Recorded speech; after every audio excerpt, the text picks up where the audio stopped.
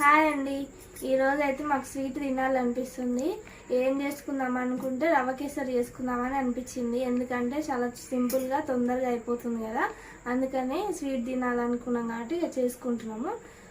రవ్వ కేసరి ఎలా తయారు చేస్తానో చూపిస్తాను, చూడండి. అది స్టవ్ ముట్టించుకొని కొంచెం అయితే నెయ్యి వేసుకోవాలి. నెయ్యి వేసుకున్న తర్వాత మనం అన్ని బాదం, పిస్తా, కాజు ఇవన్నీ మనం ఫస్ట్ డ్రీ ఫ్రై చేసుకోవాలి.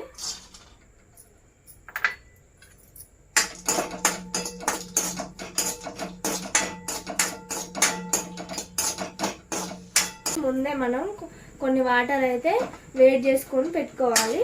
రవ్వ కేసరిలో వేడి వాటర్ పోయాలి. మంచి స్మెల్ అయితే వస్తుందండి పప్పులు ఎంపుతుంటే. కొంచెం కలర్ వచ్చేంత వరకు ఉంచుకోవాలి, తర్వాత తీసేసుకుందాం. ఇప్పుడైతే ఇట్లా ఇవైతే వేగిపోయినాయండి, తీసేసుకోవాలి. ఇట్లా కలుపుతూనే ఉండాలి, లేకపోతే అవి మాడిపోతాయి. పక్కకు పెట్టేసుకొని ఇప్పుడు రవ్వ తీసుకోవాలి. అదే బండిలో పోసుకొని స్టవ్ సిమ్లో పెట్టుకొని మెల్లగా కలుపుకోవాలి. అది కూడా మంచి కలర్ వచ్చేంత వరకు మనకు స్మెల్ అయితే తెలిసిపోతుంది.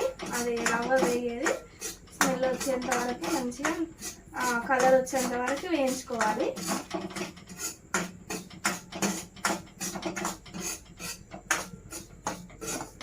చూడండి, కనిపిస్తుందా మీకు? ఇట్లా వైట్ కలర్ నుంచి గోల్డెన్ కలర్ వచ్చే వరకు వేంపుకోవాలండి. కలపడం అయితే ఆపొద్దు, ఆపితే మాడిపోతుంది. సిమ్లోనే పెట్టుకోవాలి. మంటని సిమ్లో పెట్టుకొని ఇట్లా కలుపుతూనే ఉండాలి. అప్పుడు అది మంచిగా వేగుతుంది. ఏదైతే గోల్డెన్ కలర్ వచ్చేసిందండి. ఇప్పుడు మనం ముందుగానే కాగబెట్టుకున్న వాటర్ ఉన్నాయి కదా, అవి ఒక గ్లాసు రవ్వకి 3 గ్లాసుల వాటర్ అయితే తీసుకోవాలి. ఇట్లా హాట్ వాటర్ తీసుకోవడం వల్ల తొందరగా అయిపోతుందండి కేసరి. తీసుకొని బాగా కలుపుతూనే ఉండాలి, గడ్డలు కట్టకుండా మంచిగా కలపాలి.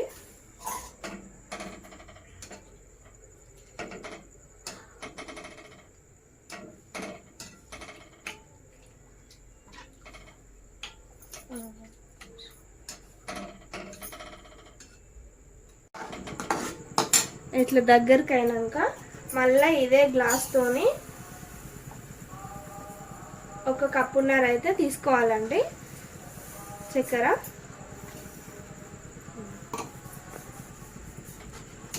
దీన్ని కేసరిలో కలిసేదాకా, రవ్వలో కలిసేదాకా మంచిగా అయితే మిక్స్ చేసుకోవాలి. ఇట్లా దగ్గరికి దాకా మంచిగా కలుపుతూనే ఉండాలండి, లేకపోతే అడుగంటిపోతుంది. కలుపుకున్నాక కొంచెం ఫుడ్ కలర్ వేసుకోవాలి. అది మన ఇష్టం అండి, మీరు ఫుడ్ కలర్ కావాలంటే వేసుకోవచ్చు, లేకపోతే అట్లనే వైట్గానైనా చేసుకోవచ్చు, అది మన ఇష్టము.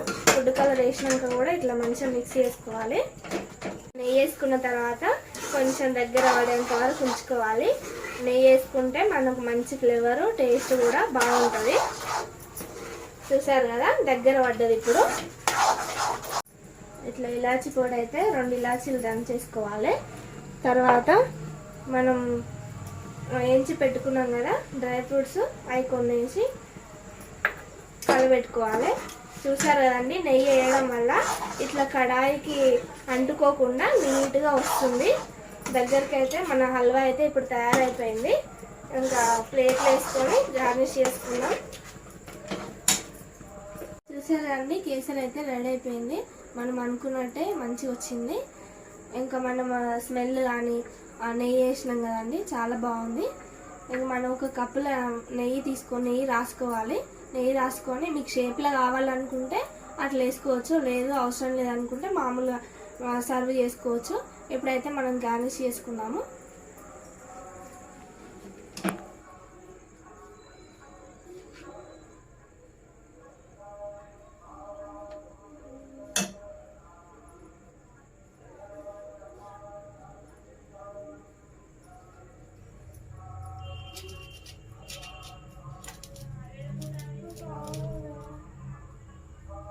ఇంక ఇట్లానే పప్పులు కూడా పెట్టేస్తున్నా. చూడండి రవ్వ కేసరి ఎంత బాగా వచ్చిందో. మీరు కూడా ట్రై చేయండి, పిల్లలకు పెట్టండి, చాలా హ్యాపీగా ఫీల్ అవుతారు. సో మా రవ్వ కేసరి అయితే రెడీ అయిపోయిందండి. మీరు కూడా ట్రై చేయండి తప్పకుండా. నాకు ఎలా వచ్చిందో కామెంట్ చేయండి. మా వీడియోలు అందరు చూడండి, సబ్స్క్రైబ్ చేయండి, లైక్ చేయండి, షేర్ చేయండి. Thank you. ఓకే అండి, మన స్వీట్ రెడీ అయింది కదా.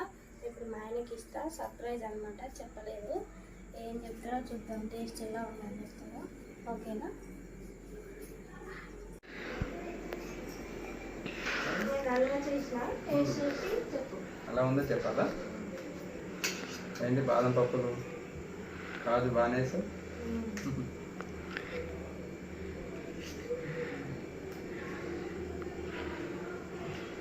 బాగుంది. షుగర్ కూడా కరెక్ట్ దర్శనం.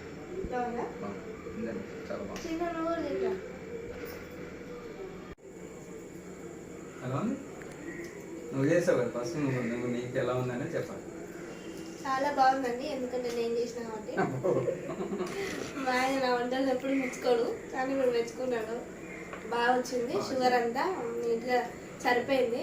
షుగర్ అంత ఎక్కువ తిన్నాము, అందుకనే తక్కువ వేసినప్పుడు. మీరు మాత్రం ఒక కప్పుకి కప్పున్నర షుగర్ వేసుకోండి, కరెక్ట్గా సరిపోతుంది.